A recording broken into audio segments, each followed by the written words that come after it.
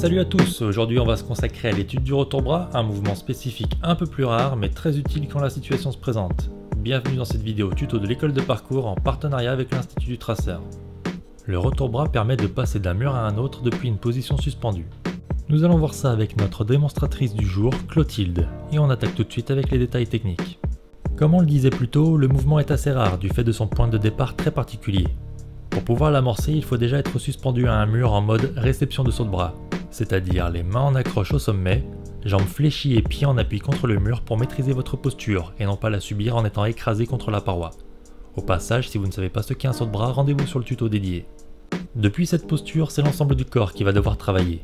On va commencer par une action combinée du haut et du bas du corps. Les bras vont vous hisser comme lors d'une traction, mais pour faciliter le mouvement et comme les pieds sont en appui, on va aussi jouer avec la puissance des jambes. Attention, les jambes vont chacune jouer un rôle spécifique et c'est ici qu'il est important de savoir de quel côté vous tournez. Prenez le temps de bien écouter les consignes. Le pied du côté où vous souhaitez tourner reste en appui sur le mur. C'est lui qui vous aide à pousser vers le haut pour simplifier votre traction en aidant vos bras.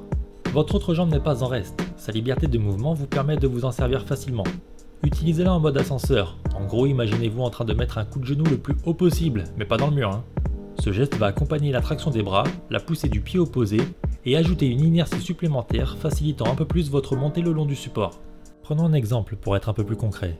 Si comme Clotilde je souhaite tourner vers la gauche, mon pied gauche est en appui sur le mur et me pousse vers le haut quand mes bras me tirent.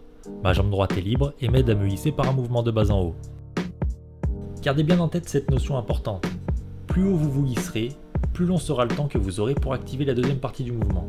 Et la deuxième partie, justement, on y arrive. Il va falloir aller vers votre objectif en vous tournant du côté choisi au départ. Votre pied de poussée initial, dans notre exemple le pied gauche, ne sera plus utile pour le moment, vous pourrez donc l'écarter du mur. Ici, il est primordial de tourner votre tête de façon à voir votre arrivée. Ça vous oriente naturellement et ouvre un peu plus votre corps du bon côté, le tout en vous assurant de savoir où vous en êtes, vision, proprioception, tout ça. Lorsque vous serez au plus haut de votre traction, profitez de ce moment de flottement dans lequel votre corps ne pèse plus rien pour vous retourner complètement. Votre jambe ascenseur est désormais bien montée, ce qui vous permet de poser votre second pied très haut. Il vous faut dès lors pousser suffisamment fort pour aller chercher le sommet du mur visé. Vous êtes allé haut, vous avez poussé fort, vous voilà dans les airs. Il va falloir préparer un atterrissage en douceur. Le retour-bras est fatalement plus court que ne pourrait l'être un saut de bras pur, ce qui signifie également que l'arrivée sera plus douce. De ce fait, un seul pied suffira pour amortir votre mouvement, et ça tombe plutôt bien, puisque le pied du côté duquel vous aurez tourné sera plus proche de l'arrivée que votre pied de poussée tic-tac. Il sera donc votre premier contact avec le mur d'arrivée, immédiatement suivi par les mains à son sommet. On n'oublie pas, le pied pour amortir, les mains pour s'accrocher. Vous pourrez alors achever ce mouvement original en ramenant votre seconde jambe et en vous hissant tout en haut de votre objectif désormais atteint.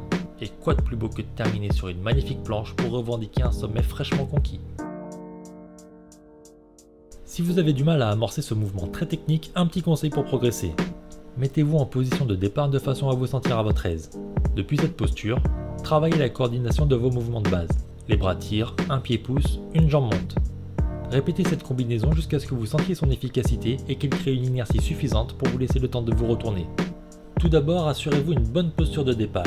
Ne positionnez pas vos genoux trop vers l'intérieur ou trop vers l'extérieur. Vos jambes doivent être dans l'axe de la traction pour vous aider efficacement. Prenez le temps de monter. Parfois, on ne pense pas être capable de se hisser et on saute directement vers le mur d'arrivée. En agissant ainsi, vous ne ferez que descendre et risquerez de ne plus pouvoir accrocher vos mains au sommet. Enfin, pensez à bien regarder votre objectif et à bien ouvrir votre corps. Si vous partez à l'aveugle, vous risquez de ne plus savoir où vous en êtes et vous ne serez pas bien orienté. Vous devrez alors vous retourner complètement une fois en l'air et vous n'en aurez sûrement pas le temps.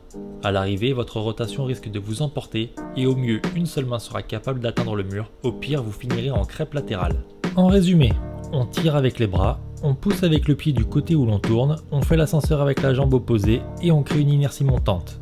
On oriente son regard vers l'arrivée, on ouvre son corps en lâchant le mur et on pousse en tic-tac avec le pied de la jambe ascenseur. On pose le pied de la poussée initiale pour amortir et on accroche ses mains pour se maintenir. On rapproche le second pied et on finit par une belle planche. Comme d'habitude, si des questions persistent, contactez-nous grâce au lien dans la description. Merci à Clotilde de s'être prêtée au jeu de la démonstration. Et merci à vous qui nous suivez. On vous dit à très vite pour une prochaine vidéo tuto de l'école de parcours.